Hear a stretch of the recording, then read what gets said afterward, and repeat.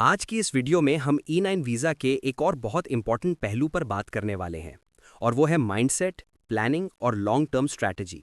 क्योंकि बहुत से लोग सिर्फ EPS टेस्ट क्लियर करने तक फोकस करते हैं, लेकिन कोरिया पहुंचने के बाद क्या करना है, कैसे ग्रो करना है और कैसे अपने आप को फाइनेंशियली स्ट्रांग बनाना है, इस पर कोई सीरियस प्लानिंग नहीं करते।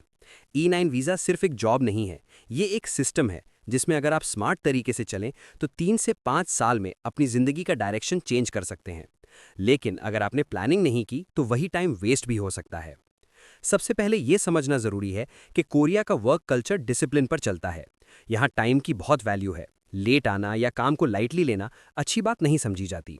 जो वर्कर पंक्चुअल होता है, जो इंस्ट्रक्शंस फॉलो करता है और जो कंप्लेन कम और परफॉर्मेंस ज़्यादा करता है, उसकी रेपुटेशन स्ट्रांग हो जाती है। रेपुटेशन कोरिया में बहुत मैटर करती है, क्योंकि सुपरवाइजर और मैनेजर आपके बारे में इंटरनली फीडबैक देते रहते हैं।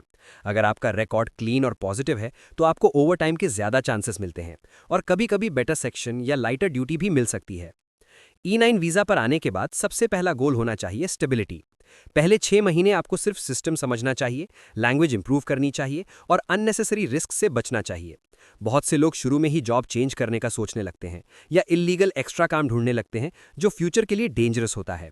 कोरिया का इमिग्रेशन सिस्टम बहुत स्ट्रांग है और अगर आप रूल्स ब्रेक करते हैं तो सिर्फ वीज़ा कैंसिल नहीं होता, बल्कि फ्यूचर एंट्री भी बंद हो सकती है। फाइनेंशियल प्लानिंग भी E9 वीज़ा का एक इंपॉर्टेंट हिस्सा है। सैलरी ठीक होती है और ओवरटाइम के साथ इनकम अच्छी बन सकती है, लेकिन अगर आप प्रॉपर सेविंग प्लान नहीं बनाते तो 3 साल बाद भी आपके पास कुछ खास नहीं होगा। स्मार्ट वर्कर वो होता है जो मंथली बजट सेट करता है, अननेसेसरी शॉपिंग से बचता है और रेगुलर सेविंग करता है। कोरिया में अकोमोडेशन अक्सर कंपनी प्रोवाइड करती है, जिससे रेंट का खर्चा कम होता है, इसलिए सेविंग का रियल चांस होता है। अगर बंदा फोकस करे तो हर महीने अच्छी अमाउंट सेव कर सकता है, जो घर वालों के लिए भी सपोर्ट बन सकती है और फ्यूचर इन्वेस्टमेंट के लिए भी। लैंग्वेज इंप्रूवमेंट को कभी इग्नोर ना करें।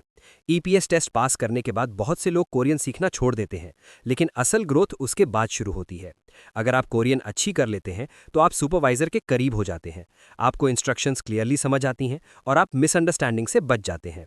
कुछ लोग एक्स्ट्रा लैंग्वेज क्लासेस ज्वाइन करते हैं, कुछ ऑनलाइन लर्निंग करते हैं और 2 से 3 साल में इतनी कोरियन सीख लेते हैं कि डेली लाइफ बिल्कुल आसान हो जाती है।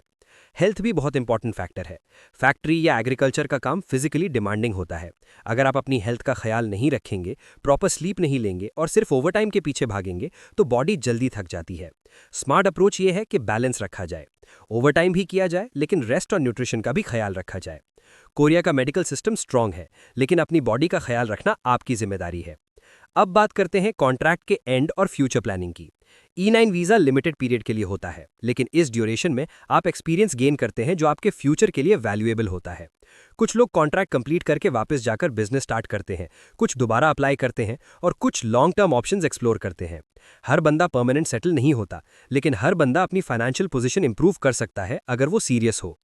सबसे इंपॉर्टेंट बात यह है कि E9 वीज़ा को सिर्फ फॉरेन जॉब ना समझें, इसे एक मिशन समझें। आप एक डिसिप्लिन कंट्री में काम कर रहे होते हैं जहां सिस्टम स्ट्रांग है और रूल्स क्लियर हैं। अगर आपने पेशेंस, मेहनत और प्लानिंग के साथ काम किया तो ये 3 से 5 साल आपकी जिंदगी के सबसे प्रोडक्टिव साल हो सकते हैं। लेकिन अगर आपने शॉर्टकट्स ढूंढे, इलीगल काम किया या रूल्स इग्नोर किए तो प्रॉब्लम भी उतनी ही जल्दी क्रिएट हो सकती है। इसलिए डिसीजन लेने से पहले अपने आप से पूछ लें कि क्या आप फिजिकली रेडी हैं, क्या आप मेंटली स्ट्रांग हैं और क्या आप डिसिप्लिन फॉलो कर सकते हैं।